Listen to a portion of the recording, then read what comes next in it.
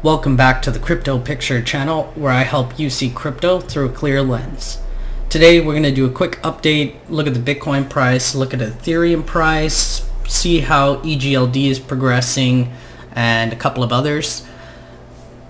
But just looking at the Bitcoin chart here, still doing what we anticipated it was going to do. Hasn't got back into this green support zone, but it's still a possibility. Hitting some resistance here from the bull flag.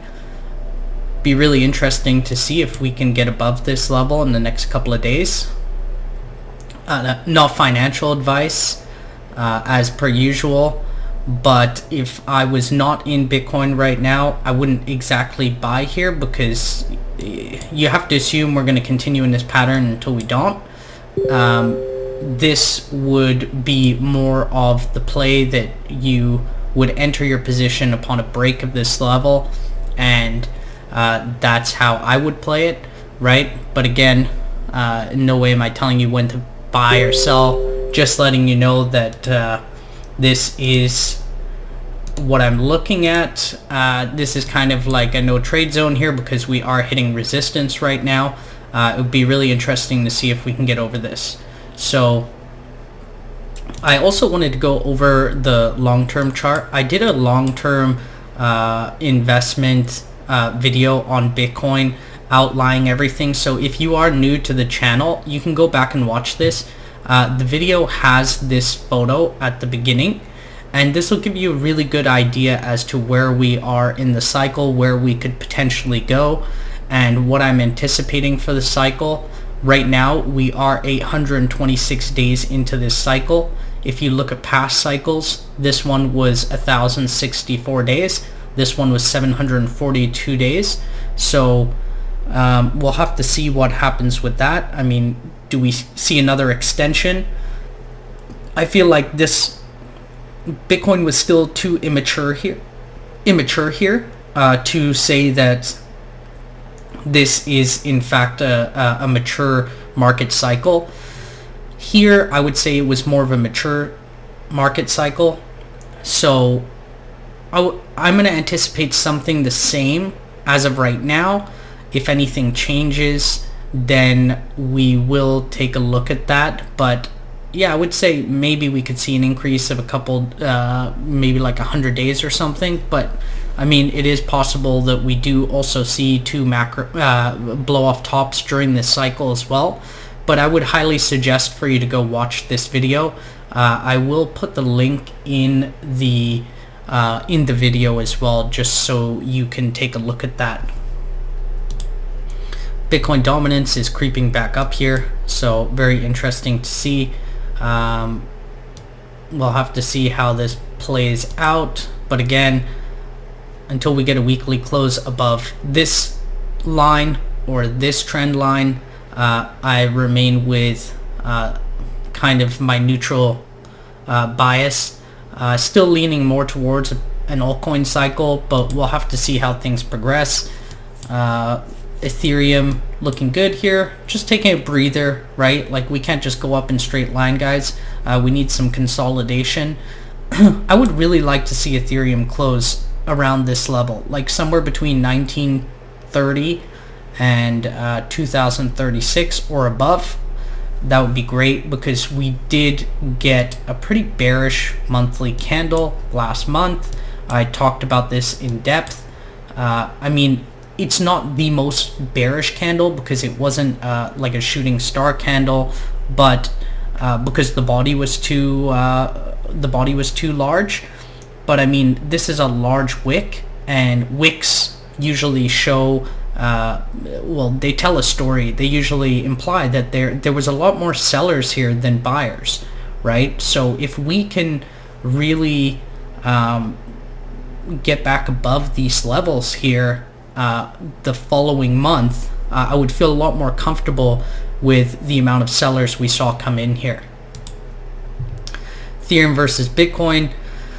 Always sending us mixed signals, but I would just wait for a confirmation on this that we are reversing versus Bitcoin before getting too heavily into Ethereum. If you haven't already positioned yourself or you're mainly sitting in Bitcoin, I would just hang tight for the meantime. Polka Starter still hanging out around this area.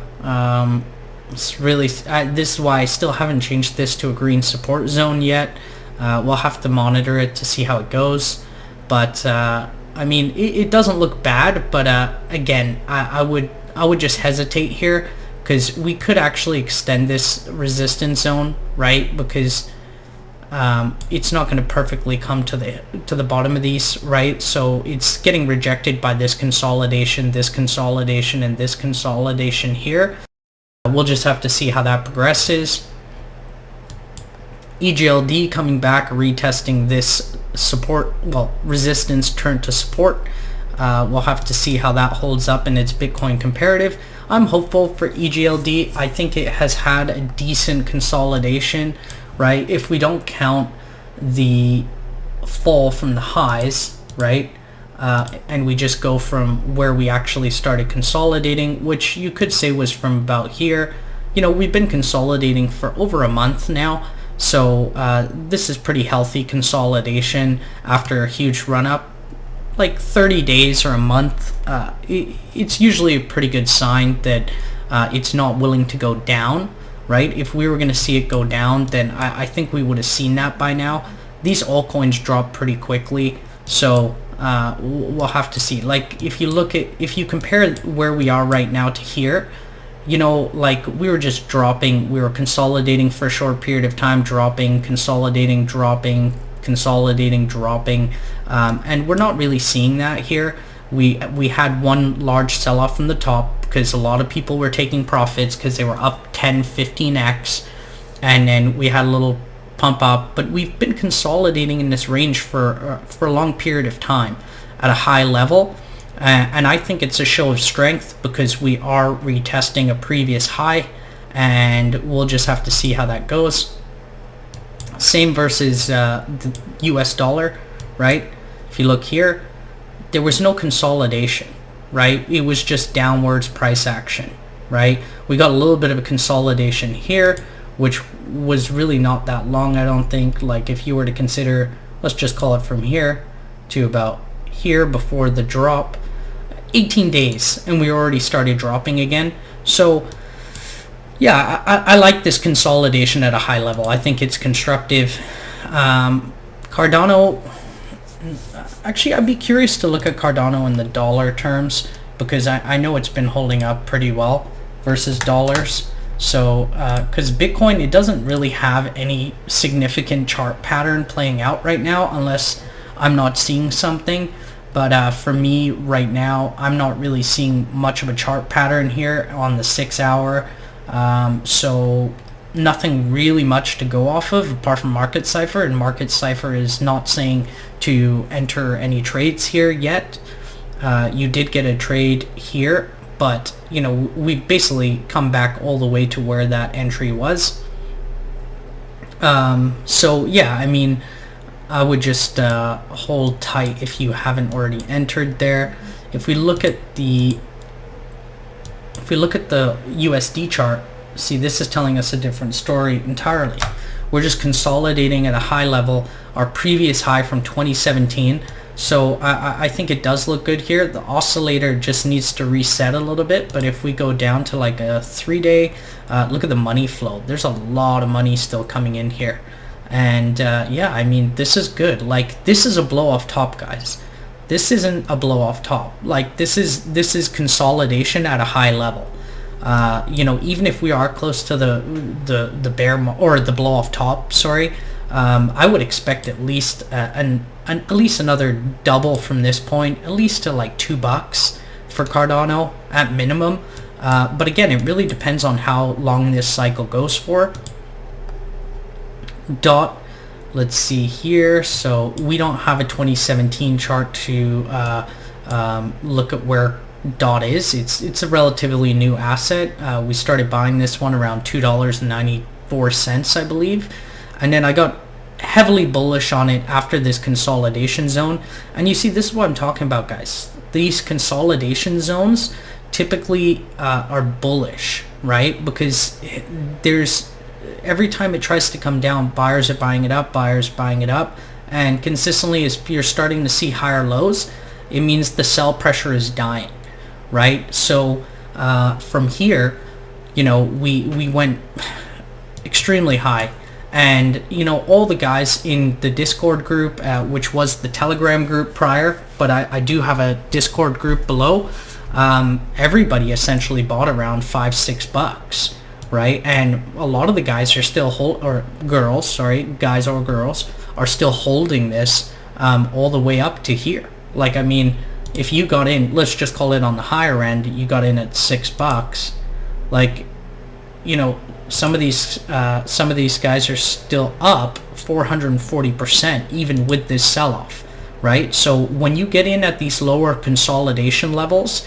you're playing from a position of strength, because you can handle this volatility much better when you're in extreme profit. And if you've taken profit, even better. You know, if you're I don't like saying playing with the house's money, because every money you make should be considered as your money. But if you've taken your initial investment off of the table, you can sit pretty good here, right? Dollar, nothing to update. XOR versus Ethereum, still hitting this resistance zone here. I really want to see how it interacts with this. But as I said, I was picking this up at 0.1 of an Ethereum originally, and then I just most recently started accumulating again at around 0.24, just under 0.25 of an Ethereum. So, and that was from my long-term Ethereum holding account. So I've actually done better off holding Sora than I have Ethereum, which is great. That's what you want when you enter a trade. Doesn't necessarily mean your dollar value has to increase like crazy, but even if you take like something like Ethereum, which is part of my long-term holding account, and I chart it versus Ethereum, and I was planning to hold that Ethereum anyways, and it can outperform Ethereum, that's fantastic, right? S&P 500, no need to go into that. It's still the weekend. AVAX, another one of these that's seeing this kind of rounding bottom at a high level, right? We got a high from back here in September 2020. So we'll have to see what happens with that. I mean, man, this thing launched pretty high and went all the way down to, actually, if we look at the USD chart, oh yeah, this thing in USD terms, it never went back to where it started. It launched as $7 and went all the way to like 281. Man, that would have been a nice pickup. But yeah, I mean, it still looks constructive here. We got a rounding bottom, and we're starting to put in higher lows. So I think that we're on the side right now that we're going to start seeing gains. This is what I like to see when I'm looking at entering a coin. I like to see rounding bottoms, and then as soon as I start getting higher lows and I get good buy signals on Market Cipher, that's where I like to start entering positions, okay? So yeah, that's all I really had for today, guys. I like to keep these videos under 15 minutes, definitely under 20. I think it's a little bit easier for everybody to handle. So down below, I'll have the Discord channel. If you want to join that, it's free. I also have the Patreon. It's $10 a month. It's cheaper than a cup of coffee per week. And like, feel free to join it, support the channel. As I said, if I get to 500 subscribers, I will think about hiring somebody for video editing,